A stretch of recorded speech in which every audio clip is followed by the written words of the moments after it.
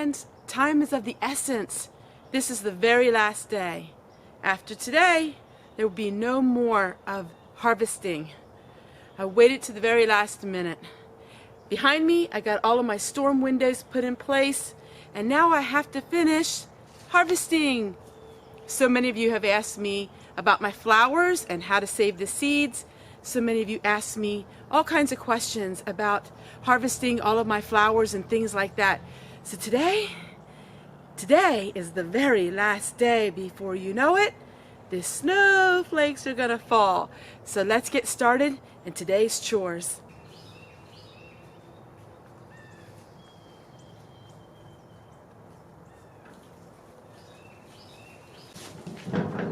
It's days like this that I'm really thankful for my baskets, because I use my baskets to harvest all of my herbs. And after tomorrow, a heavy frost is going to hit, and that means everything is going to crumble up and die. So we have a few moments yet, so let's get everything started. It is some baskets and a pair of scissors, and I'll show you what we're going to harvest. Right, but it's about 40 degrees, so we're going to start with my marigolds. All you have to do is you have to pick the flowers off the marigolds and let them dry, and those will be your seeds for next year.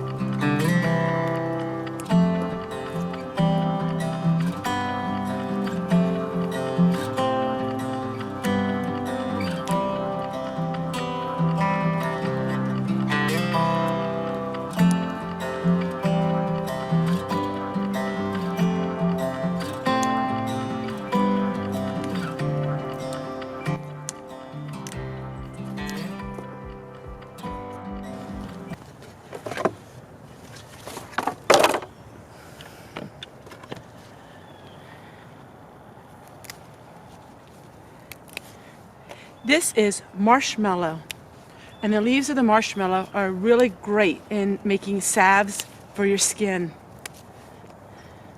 So we're going to harvest a lot of these leaves. Now when I make my salves, I only make them with dried ingredients. I don't use fresh, because I've always had a problem with things molding here, so I always dry my things. Now let's harvest some tea. Now I'm going to harvest my grapefruit tea. This is my highly praised tea. I love this. I use this for all kinds of potpourris. Also, I can use it for drinking. It's amazing. So this is my grapefruit tea, and I want to get the rest of it harvested.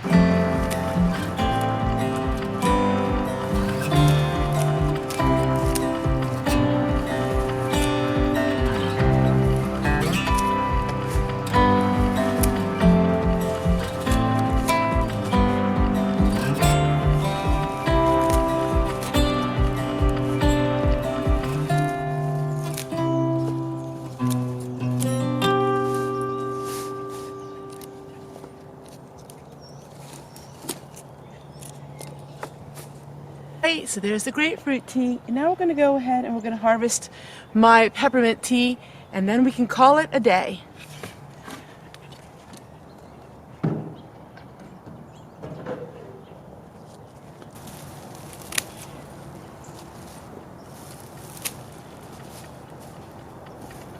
This time of the year, the tea is really straggly. The springtime is the best to harvest your teas, but with frost coming, we want to get as much of it as we can.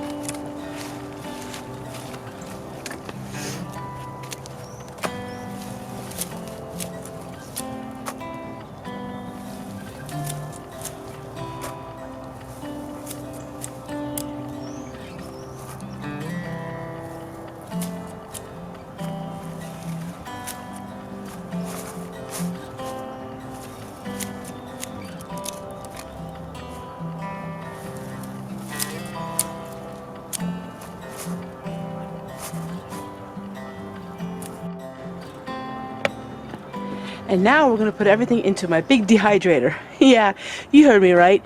This is my greenhouse. I use this as a dehydrator.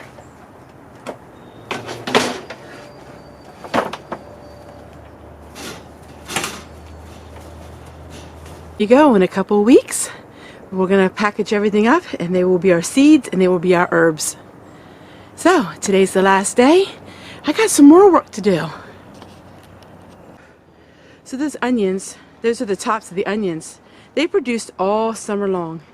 And so I need to cut the tops off and I need to dehydrate them. And those are like chives to me, or like onions. So I'm going to clean up them tubs and I'll put them in the garage for next year. Everything is winding down, and there is the last of my garden. It's been a good year on the garden.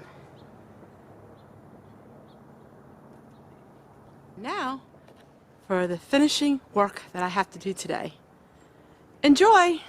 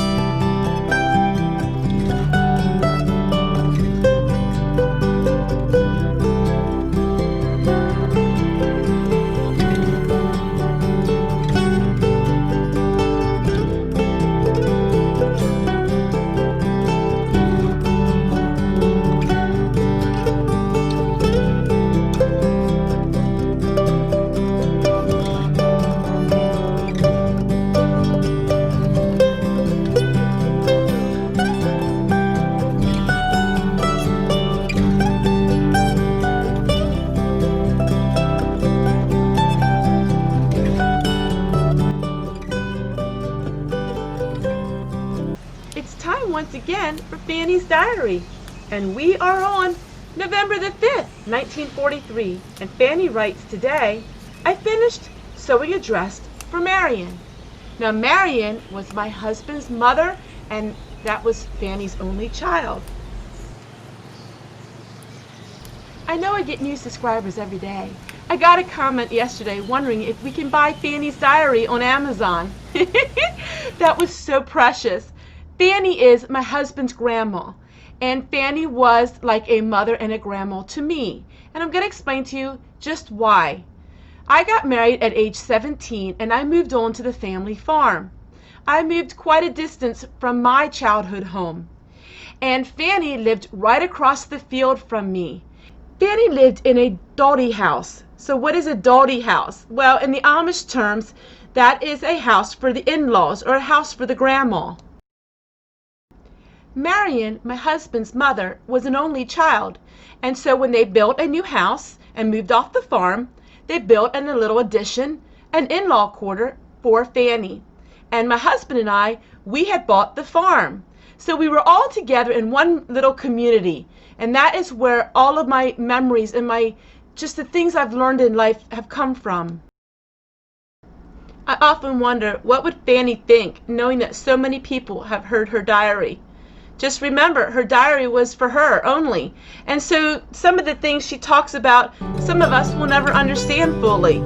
She never dreamed that the world would hear her diary.